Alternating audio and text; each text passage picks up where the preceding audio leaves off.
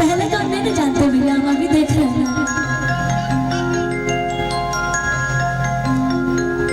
कहा था अपना सखी से, ये सखी